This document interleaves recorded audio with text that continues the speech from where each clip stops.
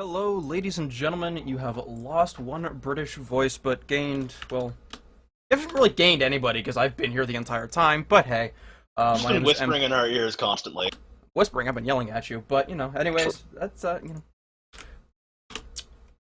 getting into game number 2, my apologies. Once again, Torpedo up against Dcypher Esports, and just getting through picks and bans. Something wrong. Nope, there we go.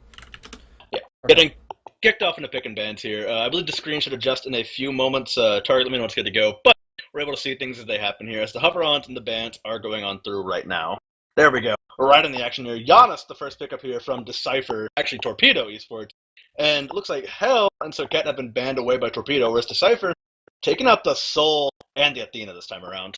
Indeed, we are going to see a Song, also known as see a Zhong, Kui, getting locked in here, as well as a Hun Batz by Dcypher. And then going back over to Torpedo, it appears that we are going to quite possibly see a repeat performance coming out from GameHunter, though it is possible that this Xing hover is a WolfofEloStreet pick. WolfofEloStreet is also a very good Xing and for the support position, and we will sort of have to just wait and see where that goes. It's one of the flexes you got to watch out for, especially against Torpedo here. They got a lot of experience in their roster, except for WolfofEloStreet, as we've been requested. Oh, he has experience, he's just not a veteran. He's just not a veteran, my bad. So, sorry. And no, we were informed that apparently they were laughing at that. Though, again, we were referring to the team as a veteran, not the player. Mm-hmm. So, anyways, the big thing, though, is Zhong Kui and Hun Batz. Yeah, and Neith from Moex this time around. So, a lot of comfort picks coming out of Torpedo this time around, whereas now Dcypher getting a couple of good series of lock-ins here. Zhong Kui has looked incredible every time we've seen him in this Challengers Cup, especially in the final. So, the Sylvanas ban I find interesting, but not crazy. Sylvanas has had some interesting things, but the biggest thing is that Sylvanas augments Cupid's poor early wave or lane clear, and so we will see the Pikachu is floating through his pick options. We're not quite sure what he's going to go for. We are going to see a Sobek getting locked in there, most likely going to be BigManTingz lane partner, and I think it's a very good option as well. Now going over to Torpedo for their last two picks, we will see WolfofEloStreet and NinjaBobat picking some combination of jungle solo support here. A lot of options on the table, and really nothing. And there's everything within their playstyle still open. Thor was banned, and so NinjaBobat can't play him, or also the NinjaBobats, but that's okay. He's still got a possibility of once again having a repeat performance on. Once again, repeating performance. Oh my god, I'm sorry, I just went completely blank there. It's okay. We get to see a Nemesis. Which... Sorry, it has been like 6 games straight for me. Oh no, I know. So by all means. Anyways, we're gonna see a Nemesis getting picked in here for NinjaBobat. Old school hard counter to Zhong Kui, great pickup here, and also again a character not that NinjaBobat made his name for. Again, way back when he was in the SPL, not just for Night's Watch, but even before that in season 1. A lot of people called him NinjaBobats because he was always on Hun Batz. So and he's been putting up some good numbers on Hun Batz in the past with Challengers Cup as well, especially in the show match as well. There's a good reason that he still probably should be known as NinjaBobats. Definitely, and but Nemesis still a good character, and if you know how to play her correctly, also known as you haven't forgotten how to play her, very, very solid. That said, a lot of people have forgotten how to play Nemesis because she's been sort of out of the meta for so long, which you find interesting considering the tank meta is so popular right now. That said, last pick for Dcypher will be the Aphrodite, and that'll be a solo lane Afro up against Xing. A little more sustain should work out fairly well, but we will have to sort of wait and see to see exactly how this all plays out. A lot of healing on the side of Torpedo, a little bit of anti-heal built in to BigManTingz Sobek. And then over on Dcypher, you've got some late game carry on a couple positions. You've got a late game tank in the case of WolfofEloStreet's Geb. You've got a early into mid game Neith. Again, Neith can do well late game, and depending on the build, certainly not horribly. And then, of course, when you compare that to a Cupid, it's not like Cupid spins up any harder in terms of damage. They both are fairly similar in terms of lack of a reliable steroid, lack of a Actually, no, because she is a much better late game ultimate, quite frankly, because Cupid's ult late game, arguably, pop sprint, run away, but you also don't buy sprint all that often anymore. So it'll be interesting to see how things go. Anyways, I was gonna ask you for your thoughts, so please. Honestly, I'm fairly interested in this as well. It's a lot of big circles as he comes through. I mean, you got Zhong for the massive AoE ultimate are centered around him. Hunbots, fear no evil. I praise his team fighting capabilities as a god to no end. Aphrodite will keep people going in these team fights here. All in all, Dcypher have one of the more terrifying team fight competitions we've seen in a while. Sans a Kepri, but even then it doesn't matter too much. And it's going to be a pretty rough haul for Torpedo. They got to find their own tune here and start dancing to it. They're going to be very reliant on getting early picks here. So the big deciding thing I feel for Torpedo will be their vision game at all points of the game. They're going to have to be winning that almost constantly, or at least baiting Dcypher into bad fights. Excuse me, indeed. It'll be interesting to see where this this all plays out, but we will have to wait and see, as of course we do need to wait for the spectator client to finish counting down its anti-ghosting timer. So everybody except for the 10 people in this game will have to wait for another 100 seconds or so. We'll be right back with game number 2 of this best of 5 finals between Torpedo and Dcypher. Don't go anywhere. We will be right back. And we are live once again with game number 2. To do that, so we're just going to talk over the screen really quickly while I change something. Torpedo now stands 1-0 over Dcypher Esports at this point in time, and that's a pretty big position to be in. Dcypher Esports put up a pretty massive fight in the last game, though. We got all the way to the 40-minute marker. 44 minutes was when it ended, I believe, and we're on there. We reached the point where items, levels, nothing mattered at that point. It was all down to who could take that big fight, and at the end of the day, Torpedo were the team to push on through for the wins. The pressure became too much for Dcypher after they lost most of their Phoenixes. But this time around, it's a fresh start, a fresh set. Dcypher, I wonder how they're feeling right now. I mean, we talked about this yesterday. Playing 10 games of competitive Smite in a row is rough. And we're reaching the point where they played 6 games on Dcypher. Torpedo have just finished their 4th. How do you think this is wearing on them mentally right now? This is in for a long haul if they want to win it, most likely. I think it's wearing on Dcypher because they know that they have to play at least 3 more games. They have to play 3 games minimum to win. Torpedo knows that they just need 2. So, so far we're guaranteed 2 more games because Dcypher haven't won anything yet. If Dcypher win this game, we're guaranteed to go to 4. And then obviously from there it's a question of who wins game 3, etc., etc. But we'll just kind of have to wait and see. And it's crazy, I mean, 6 hours of Smite. We have been going for 6 hours so far, other than about 5-second break where the OBS decided to stop broadcasting. But beyond that, yes, it's been a very, very long haul, and it's been, luckily fairly it's been all very good Smite. And again, it's been incredible stories here as well. All of these teams have changed their name. Every team except for Losing Road in the top 4, had been picked up by an organ. Oh, Bushy going to get first blood over on Mox. You're going to check over the duo lane, as we are going to see WolfofEloStreet jumping up and down as he runs away. He will survive, but he lost Mox in the first minute of the game, which is never good.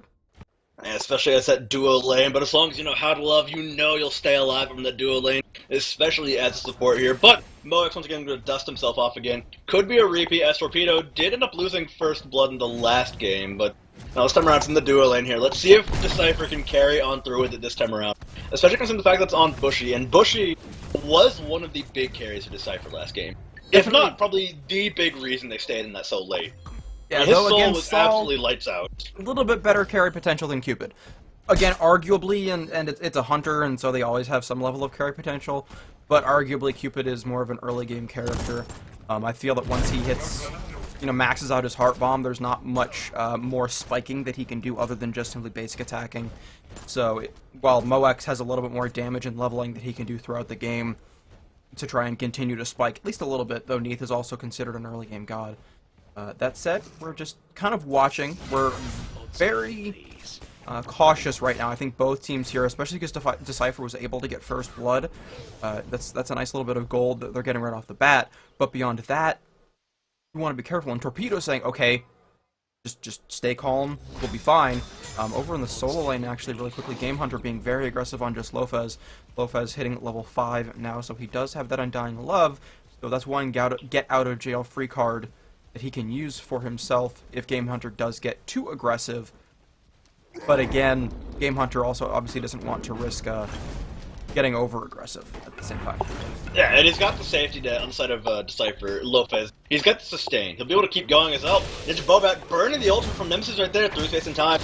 Got him to smack right into Darzer right there, but Darzer tanky enough to survive and live on through that one. So just a lot of damage being burned onto him for a lot of cooldowns, and he's going to keep farming up and just sustain through this instead. Yeah, it's, you know, he was only level 4, so he didn't have an ultimate that he could have used. But speaking of ultimates, you're going to see the Eternal Evil coming out. Bobat in trouble, but we'll be able to double dash away.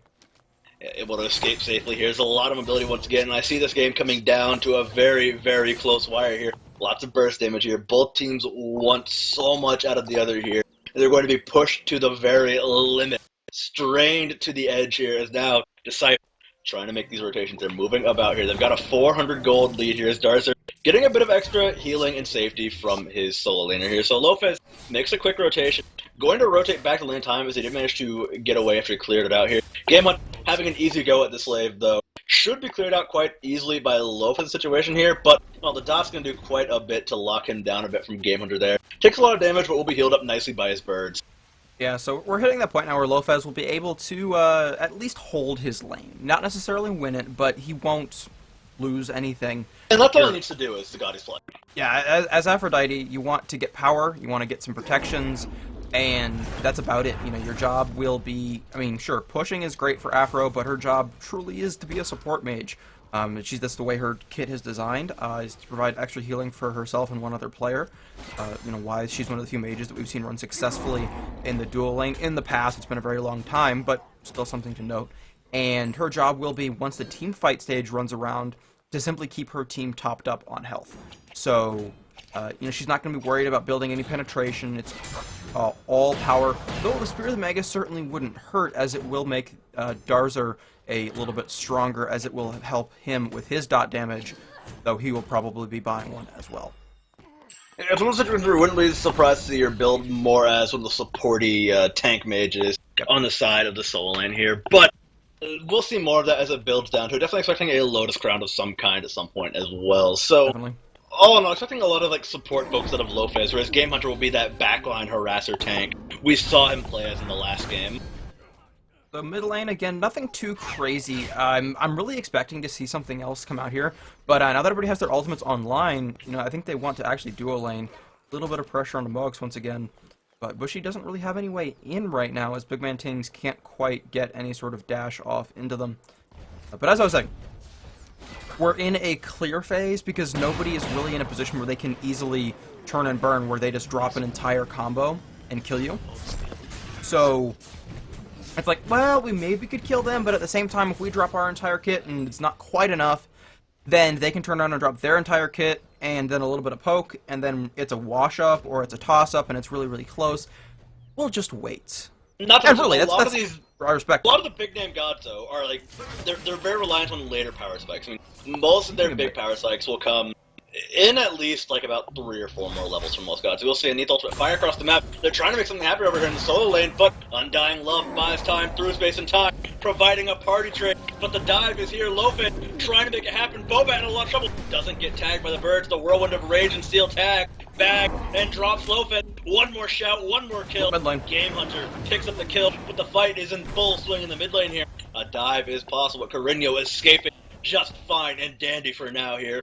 And now Darzer shows up, but he's only going to show up to keep himself sustained and ready. WolfofEloStreet can't quite find a way into this one as the Geb, so no crazy Geb supporter combat just yet. Yep, and that's, you know, like we said, you know, mid lane, burn your entire kit, maybe get a kill, maybe not, depends on, you know, if they're at 75% or 100 health, because you're really, at this point, doing about 75% of your opponent's health bar. Just because you haven't maybe gone back or bought a whole lot of power yet, you bought some mana, you bought some cooldowns. Mox is going to 1v1, actually 2v1 Bushy, as he did get some support from NinjaBobat, and that's what both of these teams are going to be looking for, are 2v1, 3v1s.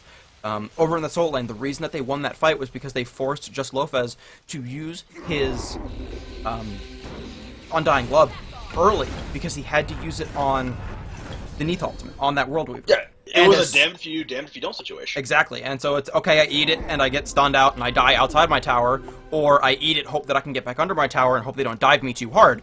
Well, it turns out that you used it, and big done soul dual lane. Moek picks up the kill at the back of a double cross-map snipe right there. Actually, it's only right in the jungle right there. As Neith ultimate fired on the back of a massive through space in time from Korinyo right there. Torpedo picking up a good series of kills, and despite losing first blood, actually hold a lead right now. Well, I mean, they are up 3-1, and, these later kills, again, due to the way that they changed the math on kill value, it makes it much easier to take a early first blood and turn it around. Korinyo gonna finish off JustLofes. Speaking of ganks, I like this decision. We didn't see it, obviously, but what occurred is he popped through his ult over to the duo lane to try and help out, and then he starts walking over to the solo lane, and everybody on Dcypher thinks that he's rotating over to the duo because, well, there's an ultimate over there. Well, it turns out he actually walked the other direction because Lofes has pushed himself way up because, oh yeah, I'm fine. Though we do see a Cataclysm in the mid lane. Pikachu will jump away. Not gonna be enough, though. The mind games are good, the damage is not enough. It also it's a bit too early to really fully engage them, especially under the gods they did. Gonna have plenty of escape here without much to commit to on the backside of that Torpedo. Not quite going to be able to push on through, and neither will Dcypher want to keep fighting here. But GameHunter actually looking for a flank right here. Will start to toy around with the rest of Dcypher here. Tosses Darzer back into some possible death, but, well, there's no Korinyo around, especially no Korinyo with mana right there. So Korinyo backing off safely for now, as GameHunter mostly just tossing individuals around, putting a lot of fear and sending a lot of messages, leaping about, actually giving a lot of trouble to Pikachu right there. Pikachu trades back almost as good as he gets. I mean, wouldn't you be scared if a headless belly button face was yelling at you with his stinky breath that was causing you to do % damage to your health? Like, think about that. I'm kind of jaded to that experience at this point. I mean, that happens every day to me, Target. I understand, but I mean, just think about it. Like, just breath so bad that you lose 4% of your health. Like, oh, that's nasty. So, yes, I'm making fun of GameHunter's abilities, or rather, Xing Chen's abilities, but have a little bit of fun with it. Target, you don't know the people I know in real life. I know the people. Okay, all right, we won't go there. That will scar children. Back to the game, though. We do see Aphrodite pushing in GameHunter. We're now at that point where Aphrodite will actually have superior lane clear, and even though she is down a level and down 2 kills, Lofes can do exactly this. Now, taking a little bit too much damage, in my opinion. Dual lane, taking though. quite a bit of damage here. The dual lane fight is on as we see the Fields of Love get dropped. Sobek gonna get stunned out inside the mirror. Shock going, trying to push Bushy away, but now the full re-engage is coming through from Dcypher. They want to take advantage of the overextension from Torpedo, but they can't quite find a way through until the Pikachu arrives. We'll see the ultimate channel on out from Darzer. He's trying to toss the ghost about. He'll find it the last one onto Moex, and then so Moex will fall. Now EloStreet blocked him. He gets a 4-man Kata. That's Korinyo absolutely obliterating a single target with that double unstable vortex right there, knocking those health bars so low, but his mana bar just isn't quite there. Nobat going to be safe and sound for now, and he cannot afford to pursue without risking his own life a bit too heavily there, and that would be a guaranteed tower, and then some, for the rest of Dcypher if he gives his life up.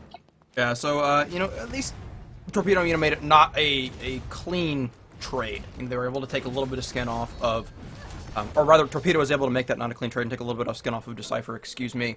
But Dcypher still winning that, pulling things slightly back into their favor. Gold is actually now almost even, experience less than 1,000, so effectively even. And this game is just going beautifully. And really, I think we expected this. Again, the last game was incredibly close, and it came down to a late-game teamfight or 2. It's not even like Dcypher fell off in the late game and had some issues, though there was some pick issues in terms of composition, not having the best late game for some of those fights. Just Torpedo at the end of the day winning the big important fight that ends the game here. So up mid lane, we are going to see that World Weaver onto Pikachu as he overhand smashes onto Korinyo. Of course, Korinyo out of mana means that he can't do much more. Though Moex has arrived, we are going to see an ultimate actually over to the solo lane as JustLofes was into a bit of a fight with Bobat and GameHunter. But that will be that. Here's the thing, though, the Dcypher Esports realize they have an opportunity here as Target tries to copy my accent. Now, they realize they've got the opportunity here. They know that Korinyo had to go back. He used his ultimate here, and now this is the perfect time for Dcypher Esports. Korinyo is going to be late to this fight no matter what happened.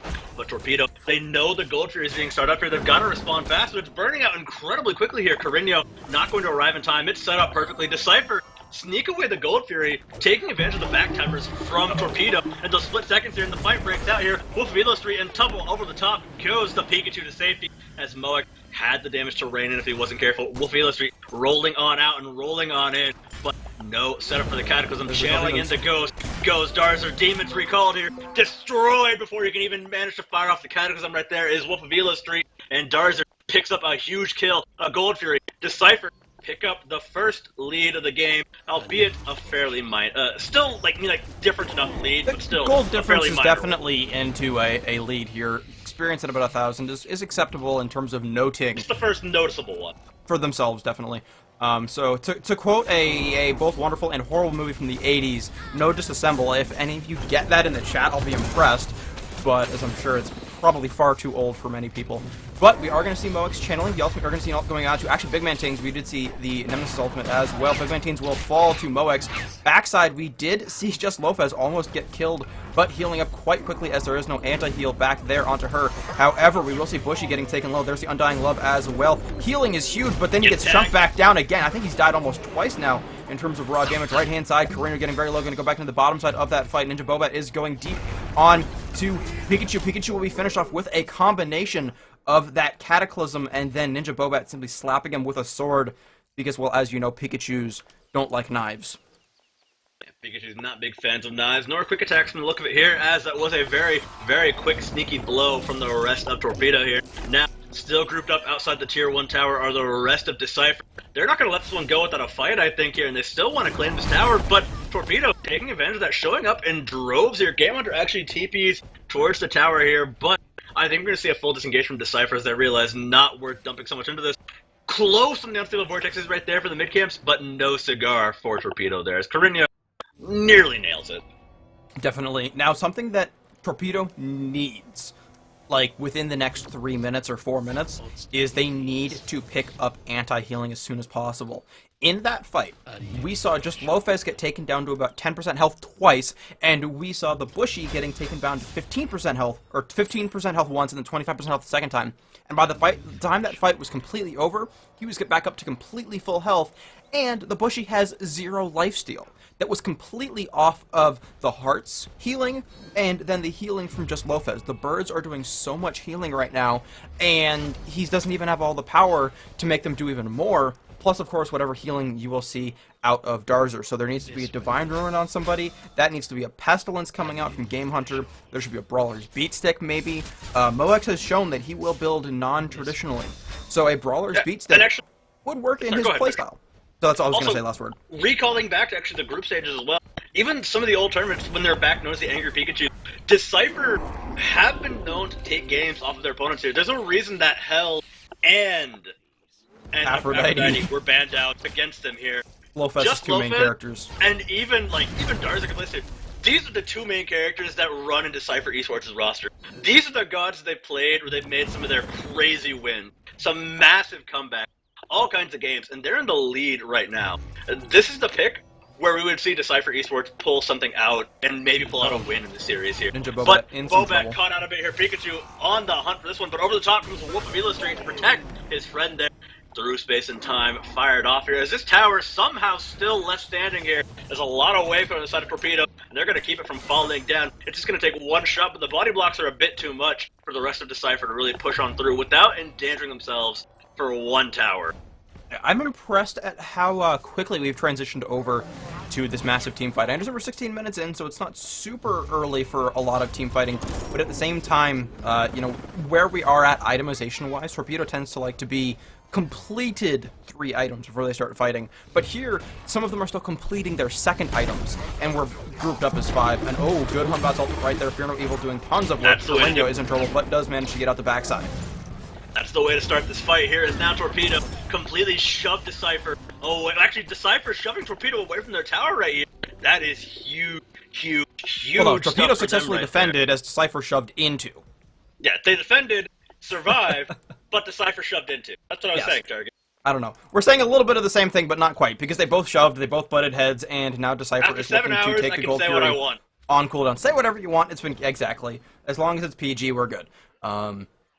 So we will be seeing, I will not be surprised at all to see Dcypher take this on cooldown, unless we see some massive aggression coming out from Torpedo, in which case Dcypher will simply try and go for a fight, most likely. Once again, looking at the graphs really quickly, even though it's 7-4 in favor of Torpedo, 690 gold in, or experience in favor of Torpedo, 1.8 thousand experience in favor of Dcypher. Both of those in favor of Dcypher. Dcypher, again, I've been running production all day. So we will be seeing a good pluck there into Moex. Moex gonna leap right back into BigManTingz. Oh, Moex. He is in some trouble. Yeah, inside the lurking in the waters. I don't think he's got much of a way out of this one. We'll actually find a pretty solid route here. He's got back with WolfofEloStreet arrive, and the portal is set, the stage is ready. But it's all TheBushyyy right there, as he finds a double completely evaporate the entirety of Torpedo's duo lane right there. Bushyyy, more than happy with that one. Gold Fury now on the stage, exiting stage left soon enough, as simply going to be destroyed by Dcypher. Aphrodite breaks the link to keep the chase ongoing. Bobat being zoned away. There's no way he's getting to this Gold Fury. A sure thing as Dcypher make the big play there, and now the gold lead grows to about 4,000. Yep, so we are going to see, again, Torpedo continuing to fall behind. Good objective play coming out from Dcypher Esports, and we will kind of have to wait and see, though I do see a fight beginning in the duo lane, if I can get on the right person. There we go. GameHunter. Yeah, beginning for now, but not fully in the break just yet. Lofes is the real one in danger. Mostly Torpedo and Dcypher clashing, then breaking apart. They clash, then break apart, and look for any kind of weaknesses here. It's a pretty big duel of wits and intelligence right here, as they just look for some kind of opening, some break in the armor, and the first crack in the line from the push on through, and that's going to be the one big thing whoever needs it here. But if Dcypher make any kind of mistake, we've seen how viciously Torpedo reacts. Indeed, and again, we've seen both of these teams show that they can come back from, actually, Pikachu is going to successfully steal away his own, well, his solo laner's blue buff, and then walk away here. Though this is a 4 versus 1, Bobat is in some trouble, and we'll see him get out with that through space and time.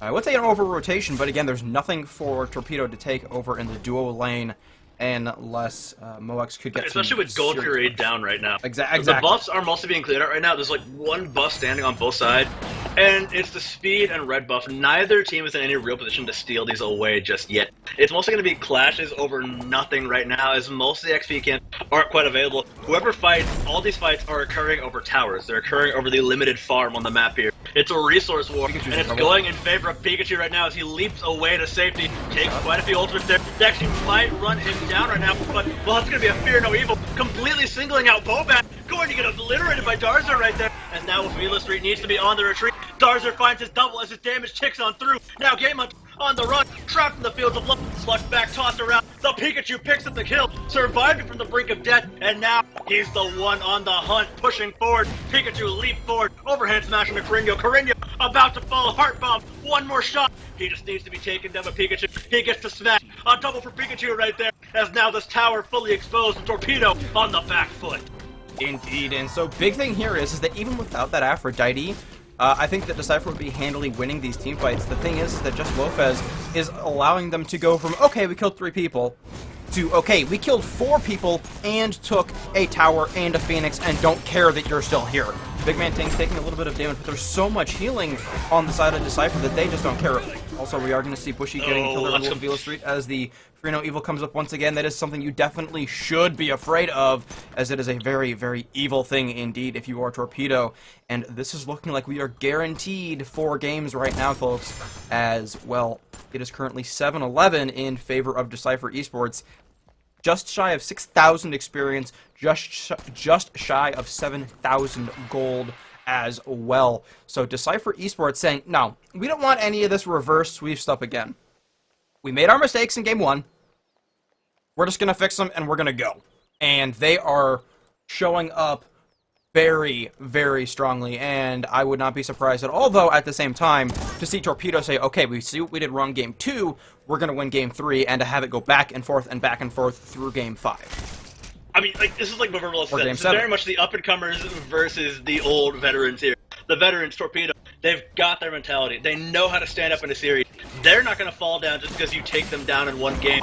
And Dcypher Esports, they've shown that they have the fortitude to walk through a best of 5 and reverse sweep it here. If they can take this, we're in for a full-blown series here. But let's not get ahead of ourselves. They still gotta win, and they're in a good position to do so. As NinjaBobat being shoved away here, Heart Bomb Connect. Not gonna look at this explosion as Bobat just going to pop thanks to the BigManTingz right there. Now, BigManTingz tosses back Korinyo, but there's no one there to follow up. Linked up is the BigManTingz. GameHunter They're trying to lock down GameHunter. He tries to flip away, but there's no real escape here. He's locked down in the verge, but he's so tanky. He's got his team incoming. A massive cataclysm, but it doesn't stun anybody out thanks to the beats here. Things are getting very risky as GameHunter breaks his way out the back. Bushy picks up his second kill of the fight. Pushing on forward, the teleport from Pikachu goes towards WolfofEloStreet on the minion side, but Darzer completely finishes off Korinyo thanks to his card. Another kill for Darzer, a double for Darzer. They're pushing towards the Titan. They could actually end this right now. It's so low, and they've got minions. There's only one man left to defend it here as the Titan burns out quickly. It could be the revenge game for Dcypher. We could have a series on our hands here, and I don't think it can happen. GameHunter trying to make the hero play. He's got Bobat returning as well, but can Bobat do the damage? He's trying to body blow. There are minions in the base right now. The Titan now below 1,000 health. It's getting lower and lower, but they finally take it down. Dcypher take game 2, and we have a full series on our hands here as they move towards game 3, ladies and gentlemen. So, that was beautifully done by Dcypher, and Torpedo's gonna have to figure out what to ban next game. I think Torpedo played it well, but at the end of the day, it may have actually been won in picks and bans. Not that the picks and bans for Torpedo were bad, but this composition is so perfect for Dcypher. This is obviously something that they practiced time and time again. Especially that you're going to have to respect bans somewhere. Especially and the if you problem don't is, have any natural healing reduction on your side. Exactly, and then the problem though is what do you ban? Because all the bans that they made, I agreed with completely. You know, ban Sol, great. Ban Hell, great. You know, I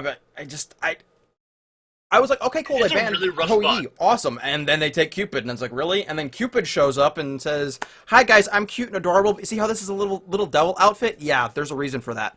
So, this is terrifying. I think Dcypher's best bet here is to pick around the possibility that exists. Hold on to a pick and just realize that Lofes has that in his back pocket. Keep up the bans, but start picking around it and going to disable it here. Also, we do have an announcement. VWS has taken 3rd place over Losing Road, so that has been established. There we go. Sorry, Target. I gotta steal your thunder here. As I think we're pretty much settled and ready to move on to Game 3 here, as this series building up in intensity. This is indeed building up in intensity, so we'll be right back in just a moment with the Smite Game Fall Split Challenger Cup Finals, Game 3. As he said, this is a best of 5. We are guaranteed at least 2 more games, folks. Don't go anywhere. Once again, this is the finals brought to you by hi-rez Studios and tiermonster.com. We will be right back.